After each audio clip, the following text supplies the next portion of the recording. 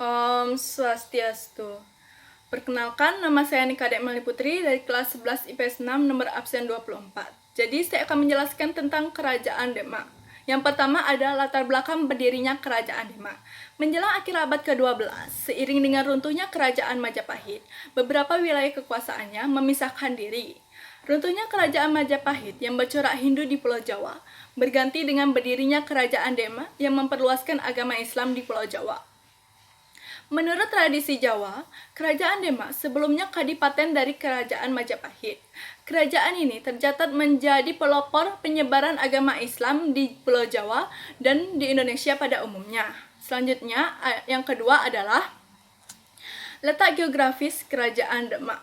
Seperti yang dapat kalian lihat di belakang saya adalah gambar dari letak geografis Kerajaan Demak. Yang ketiga, saya akan menjelaskan tentang pemerintahan Kerajaan Demak. Yang pertama ada Raden Patah. Raden Patah adalah pendiri dan raja pertama Kerajaan Demak. Ia memerintah pada tahun 1478 sampai 1518. Raden Patah merupakan putra Brawijaya, raja terakhir dari Majapahit. Raden Patah memiliki gelar Senopati Jembuningrat Ngapadurahman Panembahan Palangsiadin Panategama. Nama Patah sendiri berasal dari kata Al-Fatah yang berarti sang pembuka. Karena ia memang pembuka kerajaan Islam di Pulau Jawa, pada tahun 1479 ia meresmikan Masjid Agung Demak menjadi pusat pemerintahan. Sekian dan terima kasih. Nama saya Nika Devayanti, nomor absen 23. Di sini saya akan menjelaskan Raja Demak yang kedua, yaitu Adipati Unus.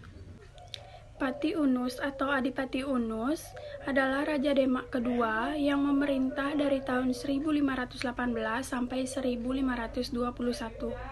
Ia adalah anak sulung dari Raden Patah yang merupakan pendiri Kerajaan Demak.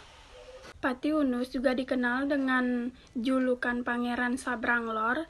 Sabrang yaitu artinya menyeberang, Lor artinya utara, karena pernah menyeberang Laut Jawa menuju Malaka melawan Portugis. Nama asli beliau adalah Raden Abdul Qadir Putra Raden Muhammad Yunus dari Jepara. Pada tahun 1521, Pati Unus memimpin penyerbuan ke Malaka melawan penduduk Portugis. Pati Unus gugur dalam pertempuran ini. Nama saya Eko Dendau Sumaradi, nomor absen 8. Saya akan menjelaskan Sultan Trenggana.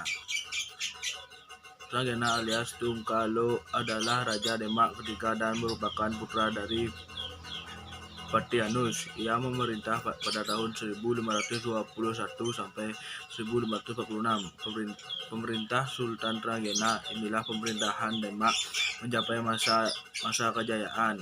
Raden dikenal sebagai raja yang bijaksana, gagah, berani, dan berhasil memperlebar wilayah kekuasaannya yang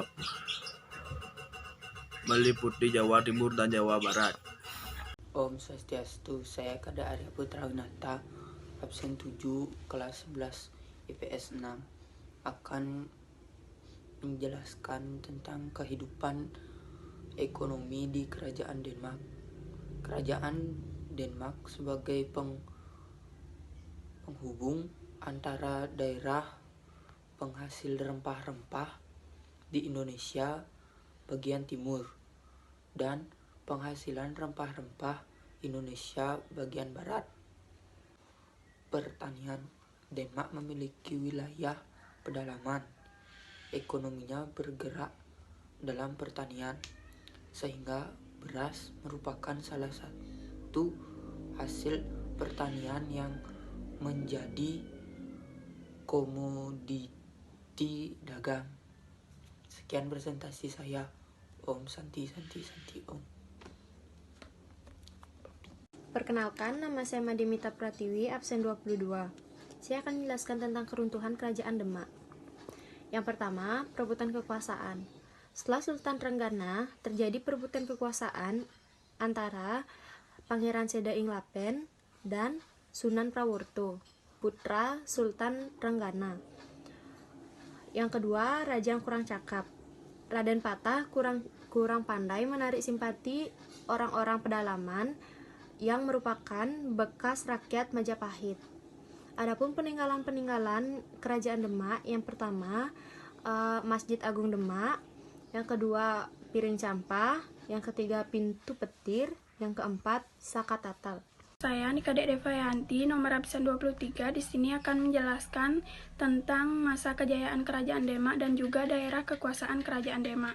Masa paling jaya Kerajaan Demak adalah saat kursi kekuasaan Kerajaan Demak dipegang oleh Sultan Trenggana. Di bawah kekuasaan Sultan Trenggana, kekuatan Kerajaan Demak menjadi semakin hebat. Sultan Trenggana berhasil menguasai Sunda Kelapa setelah merebutnya dari Kerajaan Pajajaran. Raja Demak ini juga berhasil menghalau pasukan Portugis pada tahun 1527. Pada tahun yang sama, ia berhasil menguasai Tuban, Surabaya dan Pasuruan pada tahun 1529, meluaskan kekuasaan dengan menaklukkan Madiun. Tahun 1545 menguasai Malang dan juga Belambangan. Daerah kekuasaan Kerajaan Demak. Wilayah kekuasaan Demak adalah Jepara, Tuban, Sedayu, Palembang, Jambi, dan beberapa wilayah di Kalimantan. Dan ini adalah gambar daerah kekuasaan Kerajaan Demak. Om Swastiastu. Perkenalkan, nama saya Niwayan Ristiani, nomor absen 33. Saya akan menjelaskan kehidupan sosial dan budaya Kerajaan Demak. Kehidupan sosial masyarakat Demak lebih berdasarkan pada budaya dan agama Islam. Karena pada dasarnya Demak adalah pusat penyebaran Islam di Pulau Jawa.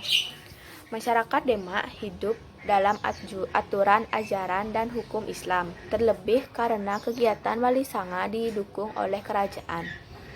Masjid Demak dibangun atas pimpinan Sunan Kalijaga. Di Serambi dengan masjid atau pendopo, itulah Sunan Kalijaga menciptakan dasar-dasar perayaan sekaten. Om Santi Santi Santi Om.